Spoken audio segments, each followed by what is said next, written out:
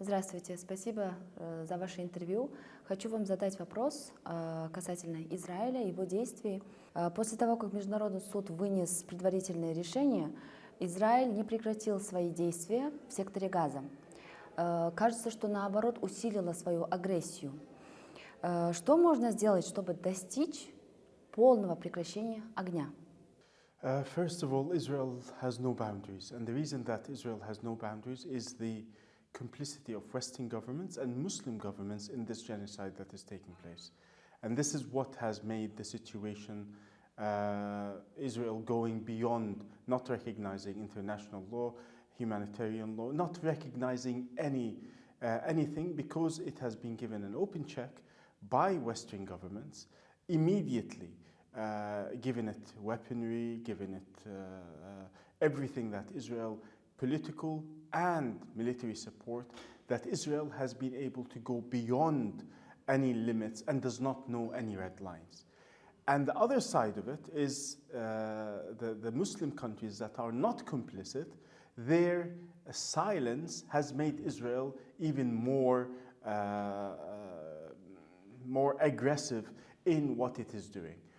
However, the only way to be able to stop Israel is Israel only understands the language of force.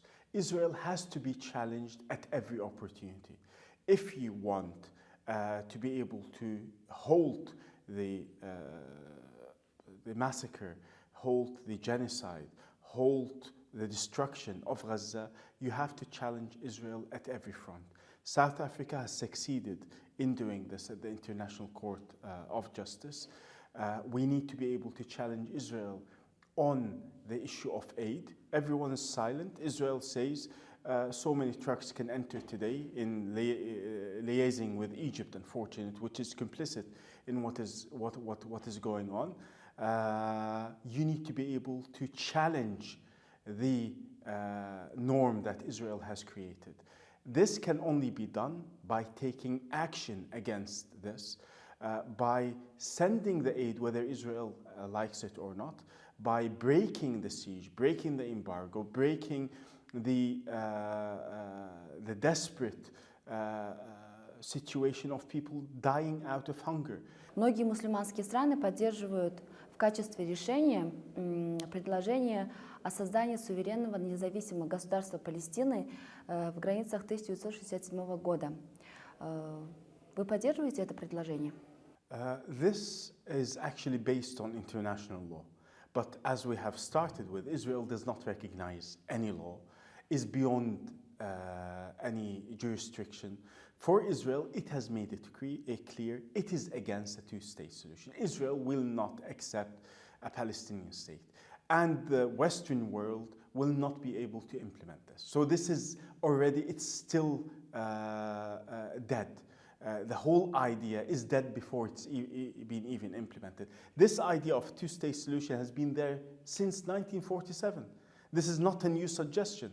And there was a Palestinian saying in 1936 revolution that whoever tries something that has already been tried, then he is a traitor. And Sheikh Izzuddin al-Qassam used to say, whoever tries what has already been tried, then he doesn't have a sound mind. This is the problem we are in. We've been discussing the two-state solution for tens of years. It has not yielded anything because Israel is not willing to discuss this two-state solution. Israel is not willing for a one-state solution where everyone is living under a democratic secular state, quote unquote. Israel is not willing to give any concession on this or on that. Israel, with the current extremist government, actually wants to go beyond that.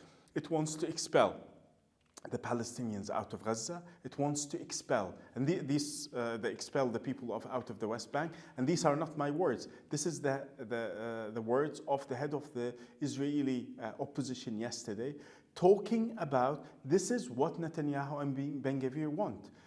And actually, this is where this settler colonial state, it is not going to give up anything for the Palestinians, it has even bigger aims. And this is the first time we have heard this in Israeli politics, talking about the promised land, from the Nile to the Euphrates, talking about parts of Jordan that need to be included as part of Israel, and going all beyond that. Israel is an expansionist, settler, colonial state. And the only language it understands is force. It does not understand politics, as in terms of negotiation. It does not want to understand international law. It is beyond international law. It is beyond everything. And if you challenge Israel at any front, then Israel will turn around and say, you are, like it said to South Africa, you are the legal arm of Hamas, you are this, you are that, and then it will call the whole world anti-Semitic because of them being anti-Zionist, not being actually anti-Semitic. На Международном суде представитель Китая заявил, что палестинцы имеют право на вооруженную силу. Какая ваша позиция по поводу этого заявления? Actually, this is not a new statement. This is international law. When a land is occupied, and you read this in the different international conventions, people under occupation have the right to use any means of self-defense. Israel has turned the narrative of self-defense to itself. It is occupying this land. And this land, according to international law, is under occupation. The Palestinians, according to international law, have the right to resist this occupation, including armed resistance. This is guaranteed by international law. Just imagine, put this in a perspective where we individualize this into a personal matter. If someone comes into your house, which you have taken from your grandfather to your father, you've built it, you've made it beautiful, someone comes and walks into your house and takes over the whole house at gunpoint and then throws you into the shed. Then, by you resisting, he will call you a terrorist. This is exactly what has happened in Palestine. This is why international law allows for this. However, the complicity of Western governments is they would call the resistance terrorism and take it out of the context that it should be in. These are people who are resisting. They've used every form of resistance, from peaceful protests, which we have seen at the borders with Gaza, the return marches. We've seen this in the West Bank. We've seen people resist in every possible way. And we cannot dictate to them what form of resistance they will do. It is up to the people on the ground to decide what forms of resistance, and international law gives them cover to use any form of resistance against the occupying force that is occupying their land. Довольны ли вы усилиями мусульманских стран, предпринимаемыми в ответ Израилю? Completely disappointed. And I say this as a Palestinian, I say this as a Muslim. I'm completely not just disappointed, but feel that we have failed, not just Gaza, we have failed al-Masjid al-Aqsa, we have failed in our test as an ummah, and we have failed as within our humanity. This ummah of 2 billion Muslims cannot take a single glass of water into Gaza without the permission of the Zionist entity. Имеет ли Израиль право на защиту, по вашему мнению? Palestine has the right to defend itself. Occupied people have the right to defend themselves. An occupier has no right to make further aggressions against the occupied people. This is how to twist the narrative. And Israel has been very successful, and with all its media arms, has been extremely successful in asking questions. Do you condemn Hamas? Does Israel have the right to self-defense? All these questions are actually trying to turn the light away from the actual genocide that is taking place. Whatever happened on the 7th of October did not start on the 7th of October. Israel in 2014, 2019, 2012 has attacked Gaza without any provocation and has murdered so many Palestinians. It does not need this.